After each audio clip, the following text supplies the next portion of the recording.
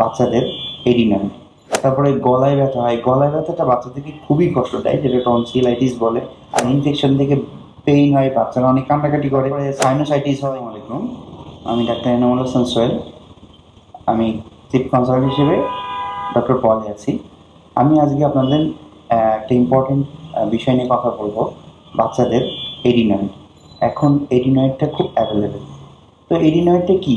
আসলে আমাদের নাকের গহ্বর পিছনে যে মাংসস্থল থাকে সেটা বেড়ে যায়, এবং যার কারণে আমাদের নাকে অবস্ট্রাকশন হয়ে যাচ্ছে। এটা টনসিল হিসেবেও আমরা চিনি অনেকেই।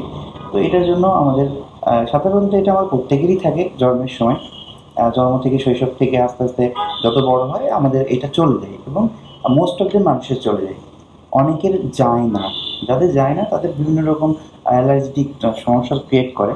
তো এটা বাচ্চাদের ক্ষেত্রেই বেশি হয়, বিকজ যত বড় হয় ইউজুয়ালি 12 to 13-এর ভিতরে, 12 থেকে 13 বছরের ভিতরে পুরোটাই চলে যায়। সো এটা আমাদের খুব কষ্ট দেয় বাচ্চাদের ক্ষেত্রে, এবং বাচ্চাদের এই কষ্টের জন্য আমাদের মা বাবা খুব টেন্স থাকে। তো এটা সাধারণত কী কী সিমটম দেয়? নাকে শ্বাস প্রশ্বাস আটকে যায়, সাধারণত নাক বন্ধ হয়ে যায়, নাকের সমস্যা হয়, কানের সমস্যা হয়। কানের সমস্যা হলে কী হয়, কানের মাঝে মাঝে ইনফেকশন হয়, আর ইনফেকশন থেকে পেইন হয়, বাচ্চারা অনেক কান্নাকাটি করে। তারপরে হঠাৎ করে ঘুমের মধ্যে ঘুম ভেঙে যায়, নাক আটকে যায়, যেটাকে আমরা বলি অবস্ট্রাকটিভ স্লিপ অ্যাপনিয়া। তারপরে সাইনোসাইটিস হয়, এবং সাইনোসাইটিসের ঘন ঘন অ্যাটাক হয় বাচ্চাদের ক্ষেত্রে। তারপরে অনেক সময় নাক ডাকে বাচ্চারা, স্নোরিং হয়। তারপরে গলায় ব্যথা হয়, গলায় ব্যথাটা বাচ্চাদেরকে খুবই কষ্ট দেয়, যেটা টনসিলাইটিস বলে। এত পেইন হয়, অনেক সময় বাচ্চারা কিছু খেতে পারে না, পানি পর্যন্ত গিলতে পারে না। তো এই মেইনলি আমরা এই টনসিলাইটিসটা নিয়েই আমরা বেশি ভয় পাই। বা এডিনয়েড হলে আমাদের নাক অবস্ট্রাকশন, মানে নেজাল ব্লক অ্যান্ড টনসিলাইটিস, এই দুইটা আমাদেরকে বেশি ভোগায় বাচ্চাদের।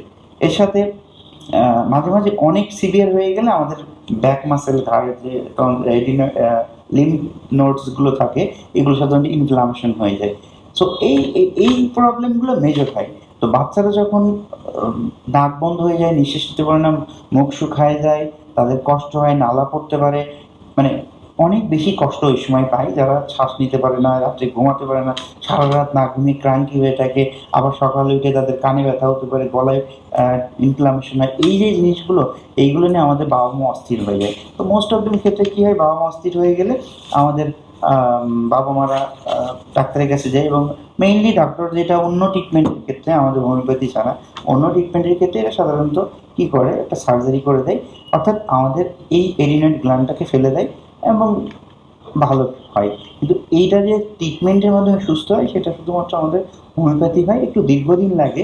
আর সবচেয়ে মজার বিষয় হলো যে, যদি আপনি এই ইনফেকশন প্রোটেক্ট করে 12 থেকে 13 বছর পর্যন্ত বাচ্চাকে রাখতে পারেন, তারপরে অটোমেটিক্যালি এই এডিনয়েড গ্ল্যান্ডের এই যে এডিনয়েডের প্রবলেমটা ভালো হয়ে যাবে। সো এই এডিনয়েডের প্রবলেম কিন্তু আপনার ভালোই হয়ে যাবে। সো কেন আমরা এটাকে সার্জারি করবো, একটা বাচ্চাকে সার্জারির কাছে নিয়ে যাব? সো এই জন্যই আমরা এটা হোমিওপ্যাথি ট্রিটমেন্ট করতে পারি। হোমিওপ্যাথি ট্রিটমেন্টের বিভিন্ন রকম মেডিসিন থাকে, আমরা দেখে থাকি বিভিন্ন মেডিসিনে হোমিওপ্যাথি ভালো হয়। তার মধ্যে মেজর যে মেডিসিনগুলো থাকে, ব্রায়োটাকার্ব থাকে, ব্যাসিলিনাম থাকে, ক্যালকিরিয়া কার্ব থাকে, নেপটামিওর থাকে, হিপারসল্ট থাকে, সাইলিশিয়া থাকে, বেলেডিনা থাকে, অপিয়াম থাকে, ক্রনিক হলে বংশগতভাবে টিউবারকুলিনাম থাকে, ক্যালিসাল্ট থাকে, টনসিলে বেশি ইনফেকশন হলে ফাইটোলক্কা মাদার থাকে। আমরা বিভিন্ন রকম ওষুধ দিয়ে থাকি। সো এটা দিয়ে আমাদের একটু কন্টিনিউ করতে করতে একটা সময় এটা কাভার থাকে, ইনফেকশন প্রোটেকশন থাকে, অ্যান্ড দেন সে ভালো হয়ে যায়। সো আমরা বাচ্চাদেরকে সার্জারি না নিয়ে আমরা এই ট্রিটমেন্টটা হোমিওপ্যাথির মাধ্যমে করে বাচ্চাদেরকে ভালো রাখতে পারি, এবং আমরা প্যারেন্টসরা টেনশন ফ্রি থাকতে পারি। Thank you.